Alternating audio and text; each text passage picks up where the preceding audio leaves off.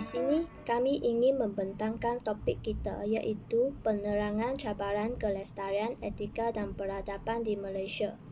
Mula-mulanya, saya ingin memberi sedikit keterangan berkaitan topik ini.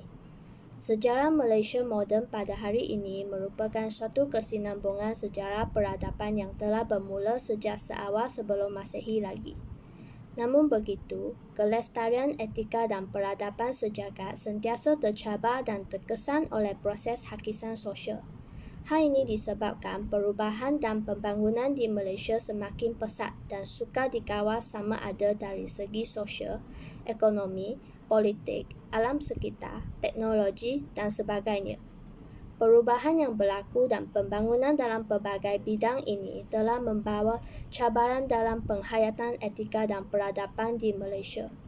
Justeru, persoalan penting yang ingin disampaikan dalam video ini ialah apa dan mengapa wujudnya cabaran dalam penghayatan etika dan peradaban di negeri kita sendiri dan apakah tawaran solusi yang boleh dibuat dalam menangani isu ini. Saya akan membincangkan cabaran dalam kelestarian etika dan peradaban di Malaysia. Terdapat dua cabaran terbesar dalam kelestarian etika dan peradaban di Malaysia, iaitu cabaran dari segi ekonomi dan juga sosial.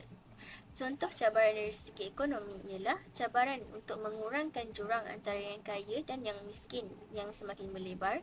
Selain itu, cabaran untuk mewujudkan peluang pekerjaan baharu kepada rakyat dan juga generasi muda serta generasi yang akan datang.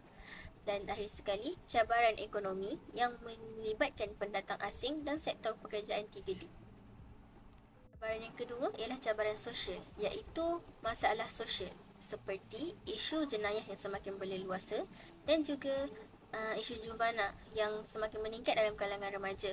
Selain itu, kurangnya penghayatan agama dalam diri masing-masing yang menyebabkan kelestarian etika dan peradaban di Malaysia semakin sukar untuk dicapai.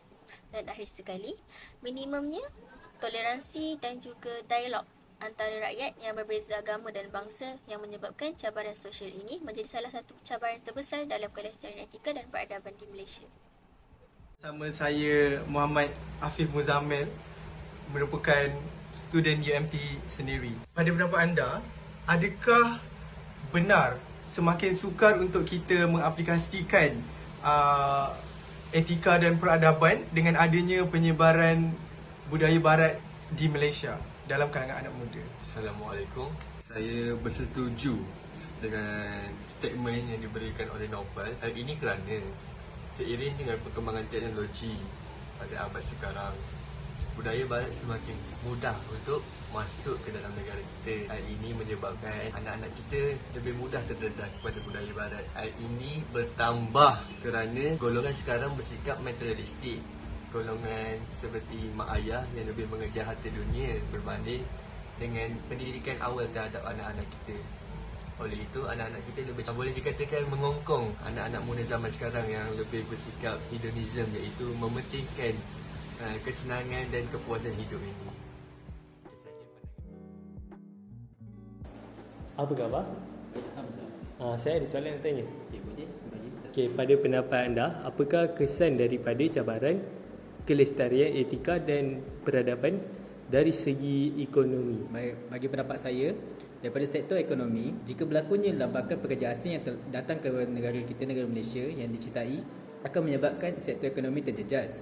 Hal ini demikian kerana lambakan pekerja asing ini akan melakukan pertukaran wang negara kita kepada negara mereka yang akan menyebabkan inflasi yang akan menjatuhkan ekonomi negara. Oleh justru daripada itu, kebanyakan barang-barang keperluan asas akan naik yang akan menyusahkan penduduk berpendapatan rendah. Itu saja. Okay, terima kasih.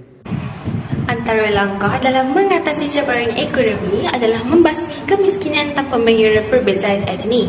Antara strategi membasmi kemiskinan tanpa mengira perbezaan etnik yang telah dilaksanakan oleh negara ialah memodernkan keadaan kehidupan rakyat yang berpendapatan rendah sama ada di bandar atau di luar bandar dengan meningkatkan lagi penyediaan kemudahan-kemudahan asas dan juga yang berkaitan dengan pendidikan seperti bantuan buku dan beasiswa.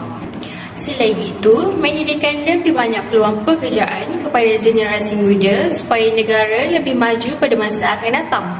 Melalui peluang pekerjaan ini juga, penduduk bandar dan luar bandar akan memperolehi sumber pendapatan yang tinggi serta dapat meningkatkan taraf kehidupan mereka dalam cabaran kelestarian etika di Malaysia. Pertama sekali, aktiviti komuniti boleh diadakan di kawasan perumahan masing-masing.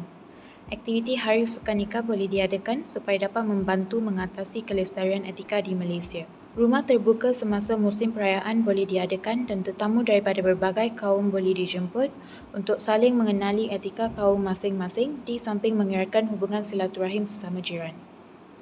Selain itu, sistem pendidikan negara boleh diperbaiki. Contohnya, subjek pendidikan sivik dan kewarganegaraan haruslah dijadikan subjek yang wajib dipelajari di peringkat sekolah rendah dan menengah.